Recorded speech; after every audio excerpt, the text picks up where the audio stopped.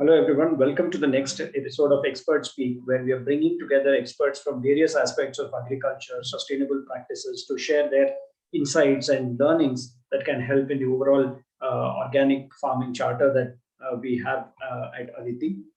Today, my guest is Mr. Mallanath. He is a consultant for organic and natural farming at Kalburgi in Karnataka. He's been a very strong advocate of natural and sustainable farming and has recently authored a book called Alternate to Chemical Farming.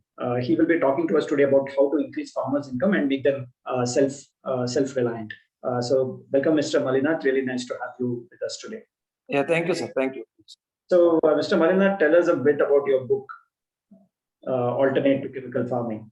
Yeah, this alternative to chemical farming, initially it was done in Kannada, later on English, and now it's also available in Hindi also. The main purpose was when I started my farming, I read many books wherein there are lot many solutions in organic farming for pest management, insects, even diseases and all, even nutrients also. But when we face some problem in the field, suddenly remembering that book and where to get it, it was difficult for me. So I thought I could compile that and make easily available for every farmer, so that it can be like a cookbook for a farmer. Someone wants to learn a cooking, they will learn, they have a cook. So someone wants to prepare organic inputs, just when they go to the chemical shop, they will get n number of fertilizers and chemicals.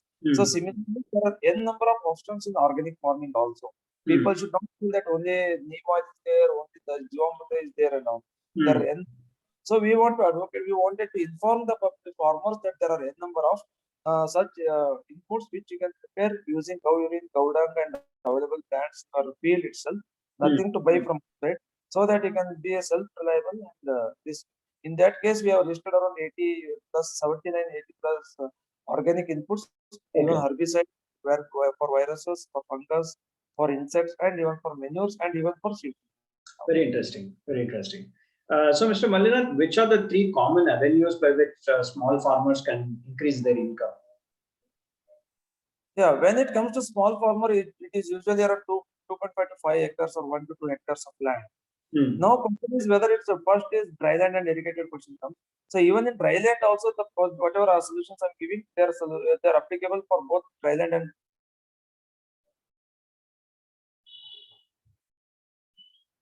irrigated. It's not that.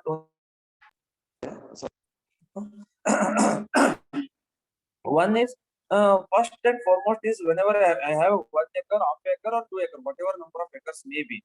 First and foremost, I need to be reliable on fruits and timber plants in my field. So that's the income that we get. There is a one story case study in our village wherein they have one jamun plant, jamun, wherein yearly once in a year they get a crop, and within 1 month of span, see, a lady earns around 10,000 to 11,000 per that plant in only single plant. So even if you take any of the commercial crops, even regular crops like java, red gram, and all those things, so it's difficult to get 10,000, 15,000 rupees, considering the cost and all. See, just harvest the jamun fruits and she takes to nearby villages where she sells even at a lesser rate than the market, because she directly in the rural village itself. And see, obviously the price in cities and villages differs. In that also, in 1 month, last 5 years I'm observing, every month she gets around 10 to 15,000 rupees in that particular month. Imagine, similarly we have around drumstick seeds, drumstick.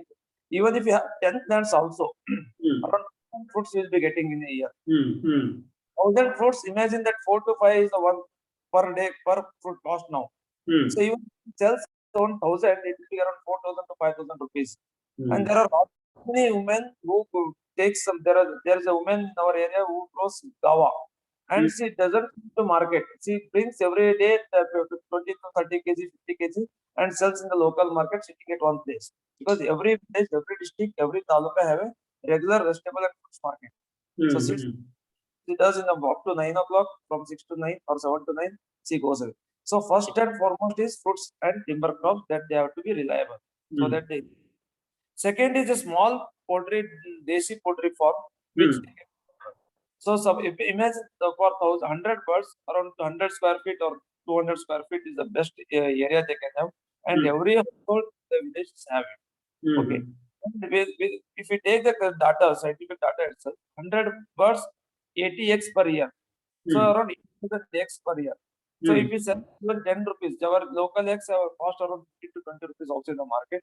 Even if we sell 10 rupees also, it would be 80,000 rupees per year.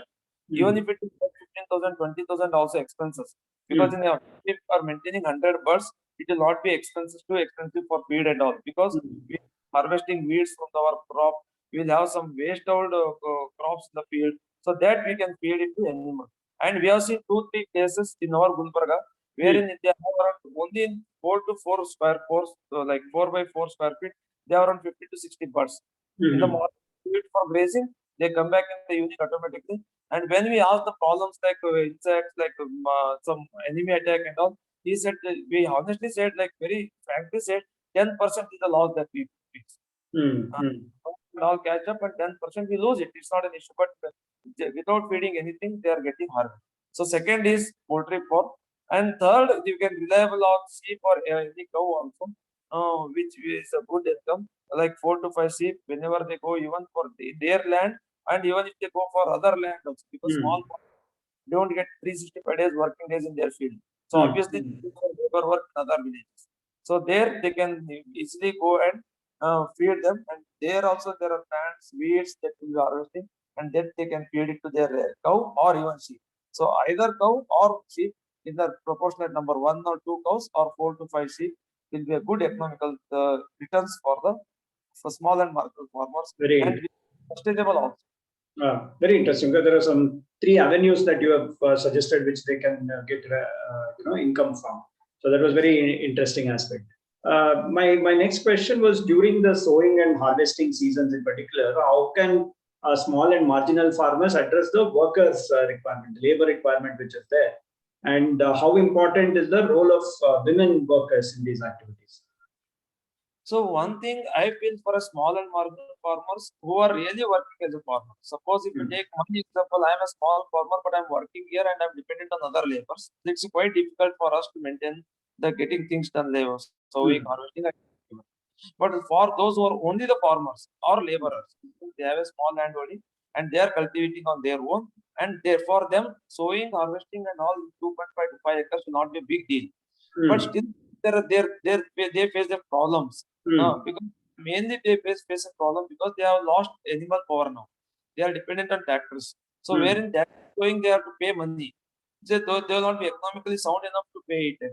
So one thing best they can do is, as we pull in cities, carpooling is going on. Similarly, they have the concept called bullock pair pooling. So 4 to 5 small farmers coming together, buying one pair of bullock, and all of them, because with the one pair of bullock pair, can have a 20 to 25 acres of cultivation. So in that case, if the 4 to 5 come together, like if earlier joint family system, now doesn't exist, at least they can have a pooling system wherein they come and do that sowing and harvesting activities. 4 to 5 farmers, they can have a bullock cart, they can have a pair of bullocks, and sowing can be easily done. And within a 4 or 5 days of like every day 3 acres of sowing, 25 acres, or 8-10 days sowing will be done. But now I am dependent on someone. So when I'm dependent on someone, I need to, because they will look into all activities. I felt that this year I faced a problem of harvesting. So I was having 1 acre of urd and one more crop. I don't remember. Urd and another pulse. So we were expecting a machine, thresher machine for that field. So, but they were expecting, the person who had a machine was waiting for some nearest farm, because for 1 acre it's difficult to come to my place. We waited 2 days, and third day rain happened. So third day rain came, and all the machines stuck it in their own fields. And for me, it took another 7 days, 8 days to sow. Sorry, because of rain and all. So we lost crop also. So it was not my problem. Not many people faced it. Who are working also, they face the problem, because for they are dependent on someone, like for tractor sowing, for machine, and all those things. So one solution I made is pooling up. Second is sowing of multi crops. Like once I go, because for me, when I sow only urd in 1 acre, it is quite difficult because I need a labor hand. Suppose in 1 acre itself, when I was sowing urd, I would have grown for bajra along with that, and some other crops also, like or whatever, some intercrops, multi crop, which are called trap crops, whatever in scientific language they call. So all those crop if we take multiply itself. So what happens? The labor requirement will be less, and Correct. you can easily bring that material to house also, not depending on the nature and all those things. And because it's usually human tendency, yours or mine, everyone. I take in other example. If I'm able to pass in the exam, I'll read very honestly. Correct. I'm not sure if I'm failing itself. I don't even try for passing also. Correct. So when there is 1 acre of crop to be harvested, I know that with single person it's not possible. I need 3 people. So I alone will not try to harvest. I will wait for day, let 3 people come and we'll start harvesting. So in that case, we lose the crop. So what this is second option is, one is cooling of activities. Second is going for a multi-crop. So multi-crop which will obviously help them to harvest the crop in a time and get the things done. And with respect to women, importance of role of women, obviously we cannot deny that. And traditionally, women were the main knowledge source for agriculture. They were involved in seed collection. They were involved in seed preservation and all those activities. Only men used to do physical work, and mentally, at least in farming, they used to grow for some small vegetables in the field, something like that, for a crop. Even weeds, they were recognizing many weeds as a vegetable, which men. So weeds, they used to pick up the weeds and keep them and use for cooking and all those. Men have moved away because of lot many reasons. Like we have said that we have not been active, equal and all. So earlier they were only equal. Now it is the reverse trend is happening. So we cannot deny the role of women. Obviously, they are great of importance for me. We need to say that whatever they are doing good, and it's a need of the hour for them to involve in the field. Okay. Okay. Very interesting. We spoke from a labor standpoint. Next, if we were to focus from a precaution perspective, so what are the precautions to be taken by small and margin farmers to increase the shelf life of their harvested products at a farm level? Okay, one thing is directly they need to move for organic farm. So we have seen tomato where in organically grown tomato we have kept for 25 days, 26 days without any damage and even in room temperatures. And even coriander also the farmers say, we have trained many farmers with respect to organic. So they spread Jivamrita, Dashparani and all only organic methods. So when they come to market, if there is unsold also, they feel tomorrow also the same material will be available without any reduction in the quality of the product. So even you are saying grains also. So once we move to organic, the shelf life of the product is obviously increases, and this has been proved with a lot many researchers, literatures, and even our field experiences also. With respect to organic farming, with respect to people, they say it's reduction yield, it's initially tough for 2-3 days and all. They are all myth. With any 100% confidence, I can say we can say that definitely organic farming immediately the next year also will be able to get a good crop, provided we understand what is organic farming and do practice. Okay. And second is it will be for their families. See, when we are going first, the second answer I said we need to go for multi-crop. So when it's multi-crop, they will be growing for their own. Like when we sow wheat, we also go for some sasvi like black that I don't know, like sasanam, sesame and all the other some. So those things will be available. So for home purposes, they will be cultivating all purposes. So obviously there's nothing to worry about storage for a longer time and all. Correct. If it is needed, still if it is needed, insects and all, preventive measures as in chemical place. There's a crop with neem leaf and neem leaves and neem seeds are also available, which can be used as a pesticide. And second, Vitex nigunda. Vitex nigunda in Kannada we call lucky plant, and the scientific name is Vitex nigundi, which the leaves can be used in along with the seed grains, and grains can be preserved for a longer. Okay.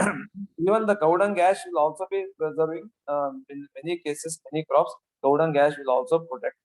And if these crops or grains are stored above the kitchen, obviously the pest and attack pest like because of heat and all, because of ash earlier what we used to store them. And then and next is we need to understand the harvesting method also.